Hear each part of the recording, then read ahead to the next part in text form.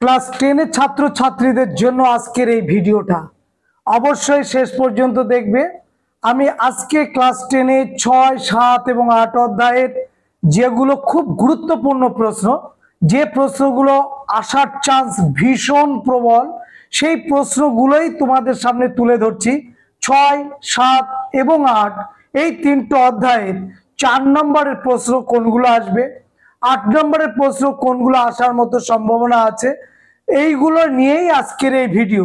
সুতরাং এই ভিডিওটাই আমি চাইছি তোমরা এই প্রশ্নগুলো যেগুলো বলা হবে সেই প্রশ্নগুলো অবশ্যই তোমরা তৈরি করবে, এবং ইতিমধ্যে অনেকের তোমাদের সিলেবাস কমপ্লিট হওয়ার কথা, কারণ আমাদের পরীক্ষা আসন্ন। সুতরাং এই প্রশ্নগুলো ঠিক পরীক্ষার আগ মুহূর্তে দেওয়াটা আমার মনে হচ্ছে উচিত। কারণ হচ্ছে এই প্রশ্নগুলো তোমরা বেশি করে গুরুত্ব দেবে, বেশি করে তোমরা এই প্রশ্নগুলো রিভাইজ দেবে, বেশি বেশি করে এই প্রশ্নগুলো জানার চেষ্টা করবে। কেমন? তাহলে প্রথমে 6 অধ্যায় দেখে নিই 4 নম্বরের প্রশ্ন কোনগুলো ভীষণ ভীষণ গুরুত্বপূর্ণ। নাম্বার 1, বঙ্গভঙ্গ বিরোধী আন্দোলনের সময় ভারতের শ্রমিক আন্দোলন সম্পর্কে লেখো। 6 নম্বর অধ্যায়ের 4 নম্বরের কোশ্চেন বলছি।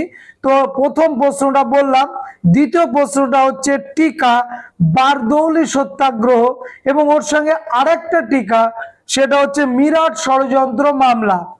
এরপরে চলে এসো 4 নম্বরে আরো আমি 4টে কোশ্চেন রেখেছি, মোট হচ্ছে 7টা কোশ্চেন। আমি 3টে বলেছি, আর 4টে হচ্ছে। 1, বঙ্গভঙ্গ বিরোধী আন্দোলনে সক্রিয়ভাবে কৃষক সমাজ কেন যুক্ত ছিল না? অর্থাৎ বঙ্গভঙ্গ বিরোধী আন্দোলনের কর্মসূচিতে কৃষকদের কোনো কর্মসূচি বা তাদের জন্য কোনো কথা বলা হয়নি, এবং কৃষকদেরকে নিয়ে আন্দোলন করার বা লড়াই করার বা সংগ্রাম করার কোনো ইচ্ছা তাদের ছিল না, বা যাদের অধীনে কৃষকরা কাজ করত জমিদার শ্রেণী, তারাই ছিল বঙ্গভঙ্গ বিরোধী আন্দোলনের প্রধান মুখের মধ্যে অন্যতম। তাই কৃষকরা ভূত দেখেছিল শস্যের মধ্যেই, যে আমরা কাদের জন্য আন্দোলন করব, যাদের জন্য করব সেই শ্রেণী শত্রু তারাই রয়েছে নেতৃত্বে। যাকে এরকম পয়েন্ট করে এর ভিডিও দেওয়া আছে, তোমরা দেখে নেবে। প্রত্যেকটা প্রশ্নের কিন্তু ভিডিও দেওয়া আছে, অবশ্যই দেখে নেবে। তারপরে প্রশ্ন লিখেছি মোপলা বিদ্রোহের কারণ 4 নম্বরের জন্য। তারপর রেখেছি একা আন্দোলন 4 নম্বরের জন্য, এবং 6 নম্বর অধ্যায়ের লাস্ট কোশ্চেন 4 নম্বরের জন্য রেখেছি কংগ্রেস সমাজতান্ত্রিক দল কেন প্রতিষ্ঠিত হয়েছিল। অর্থাৎ কংগ্রেস সমাজতান্ত্রিক দল প্রতিষ্ঠার পেছনে কারণগুলো কি ছিল, এইগুলো লিখবে, এবং কংগ্রেস সমাজতান্ত্রিক দলের লক্ষ্য উদ্দেশ্যটাও করে রাখবে।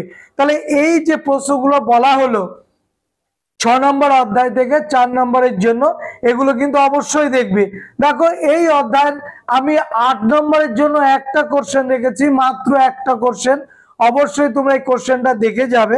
সেটা হচ্ছে ওয়ার্কার্স অ্যান্ড পেজেন্টস পার্টি কেন গড়ে ওঠে? ওয়ার্কার্স অ্যান্ড পেজেন্টস পার্টি কেন গড়ে ওঠে, এর উদ্দেশ্য ও কর্মসূচি কি ছিল? অর্থাৎ কর্মসূচি এবং উদ্দেশ্য সেটাও এর সঙ্গে রেখেছি। এই একটা প্রশ্ন মাত্র 6 নম্বর অধ্যায় থেকে। তাহলে 6 নম্বর অধ্যায় থেকে 8 নম্বরের জন্য একটা, এবং 4 নম্বরের জন্য আমি রেখেছি 7টা। এই প্রশ্নগুলো কিন্তু তোমরা অবশ্যই করবে। এবারে চলে এসো 7 নম্বর অধ্যায়, ক্লাস 10। 7 নম্বর অধ্যায় থেকে কোন প্রশ্নগুলো 4 নম্বরের জন্য গুরুত্বপূর্ণ সেগুলো বলে দিই। নাম্বার 1, বঙ্গভঙ্গ বিরোধী আন্দোলনে ছাত্র সমাজের ভূমিকা। আমি এর পাল্টা আরেকটা রেখেছি নাম্বার 2, বঙ্গভঙ্গ বিরোধী আন্দোলনে নারী সমাজের ভূমিকা। এই দুটো কোশ্চেন কিন্তু আছেই। 3 নম্বর কোশ্চেন রেখেছি স্বদেশী আন্দোলনে সরলা দেবী চৌধুরানী স্মরণীয় কেন? এবং টিকা হিসাবে আমি রেখেছি 4টে টিকা। 4টে টিকা রেখেছি আমি 7 নম্বর অধ্যায়ে ভগৎ সিং, বীণা দাস, সূর্য সেন, অনুশীলন সমিতি এবং এন্টি সার্কুলার সোসাইটি। আবারও বলছি, বীণা দাস, ভগৎ সিং, সূর্য সেন, অনুশীলন সমিতি, এন্টি সার্কুলার সোসাইটি, এইগুলো আমি রেখেছি 4 নম্বরের জন্য। এইবারে সপ্তম অধ্যায়ের 8 নম্বরের জন্য দুটো প্রশ্ন রেখেছি। নাম্বার 1, সশস্ত্র বিপ্লবী আন্দোলনে নারীদের ভূমিকা। আর একটা রেখেছি, দলিত শ্রেণীর সংক্ষিপ্ত পরিচয় দাও। গান্ধী আম্বেদকর বিতর্কর কারণগুলি লেখো। এই দুটো রেখেছি 8 নম্বরের জন্য। নমশূদ্রটা আন্দোলনটা পারলে একটু দেখে যেও, নমশূদ্র আন্দোলন। এবারে আসি লাস্ট অধ্যায়, 8 নম্বর অধ্যায়।